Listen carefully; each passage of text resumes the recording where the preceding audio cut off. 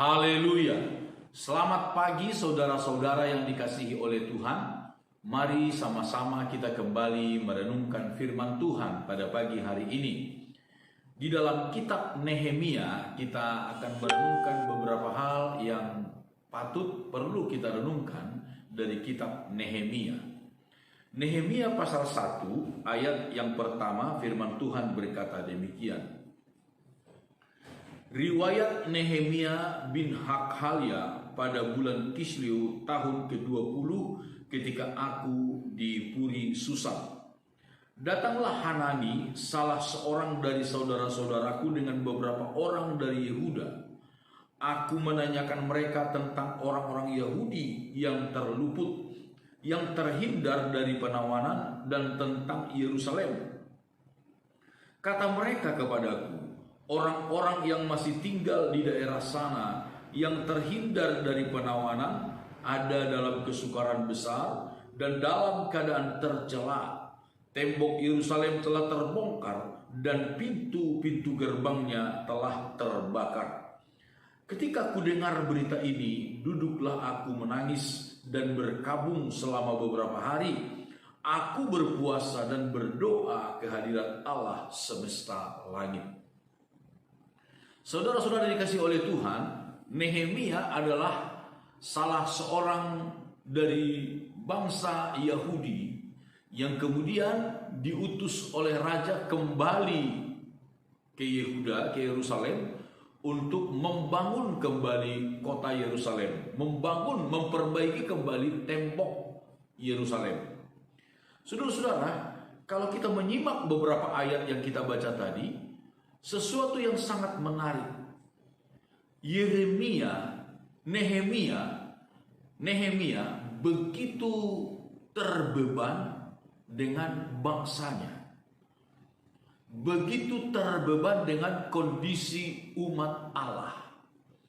Ketika dia mendengar bahwa bangsanya, umat Allah dalam keadaan tercela, terhina, dalam keadaan kesusahan yang begitu berat, hatinya sangat sedih.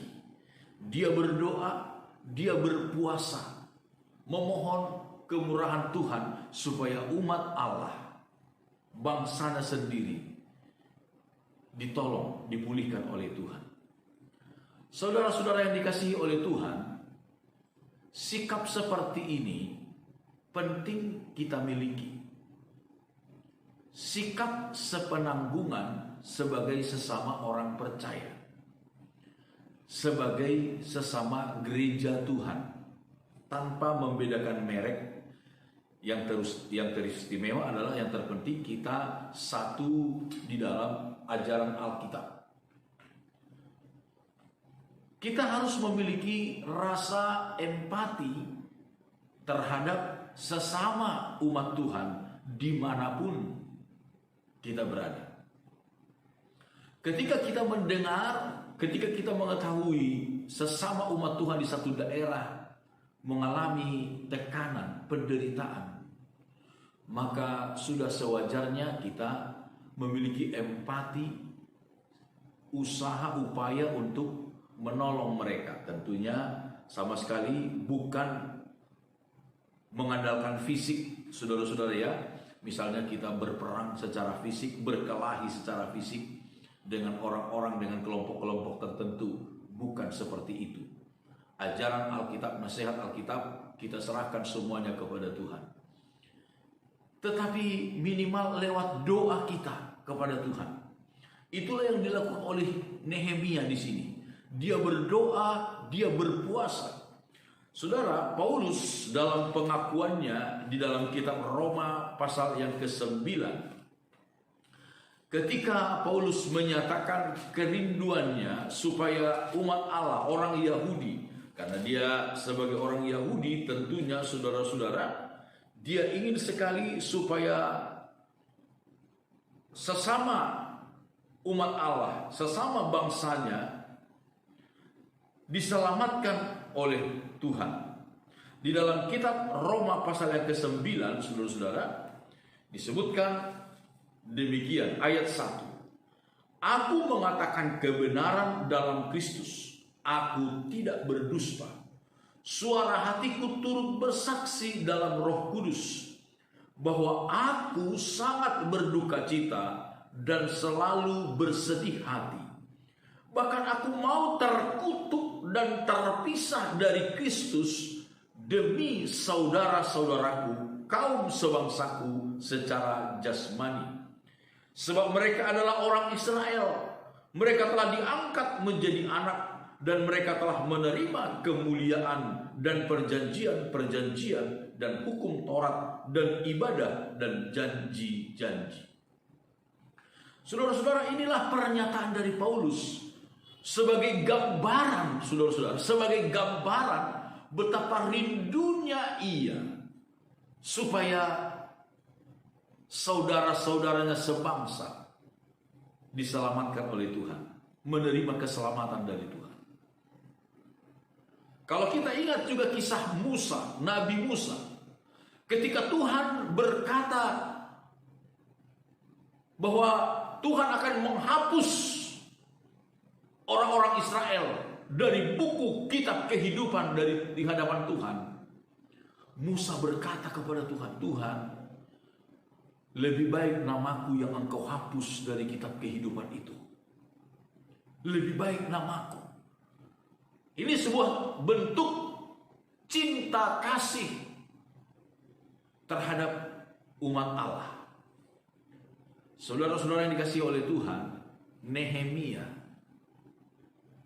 begitu terbeban untuk umat Tuhan. Hal yang sama juga perlu kita miliki, saudara-saudara. Adakah di antara kita mungkin yang anggota keluarga kita yang belum menerima Kristus? Baiklah kita bersungguh-sungguh dan semakin bersungguh-sungguh mendoakan mereka di hadapan Tuhan. Adakah mungkin kita mendengar gereja Tuhan di tempat lain yang sedang mengalami tekanan, intimidasi dan lain sebagainya? Marilah kita bersungguh-sungguh dan semakin bersungguh-sungguh mendoakan mereka. Mendoakan mereka. Sekali lagi, kita tidak akan membela secara fisik, artinya saudara-saudara dengan kekuatan untuk berperang, berkelahi. Tidak, Alkitab tidak mengizinkan hal yang demikian. Tidak membenarkan hal yang demikian. Tetapi yang kita harus miliki adalah hati yang mau mendoakan mereka. Mendoakan mereka.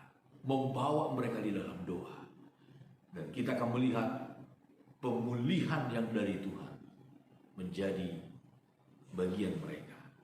Pasti akan terjadi. Amin. Tuhan Yesus Kristus memberkati kita semuanya. Mari sama-sama kita berdoa. Bapa kami dalam sorga, segala pujian syukur kami naikkan kepadamu. Tuhan, kami berdoa menyerahkan seluruh hidup kami ke dalam tangan-Mu di sepanjang hari ini. Tuhan, jaga, lindungi, pelihara kami dengan kasih sayang. Terpujilah nama Tuhan.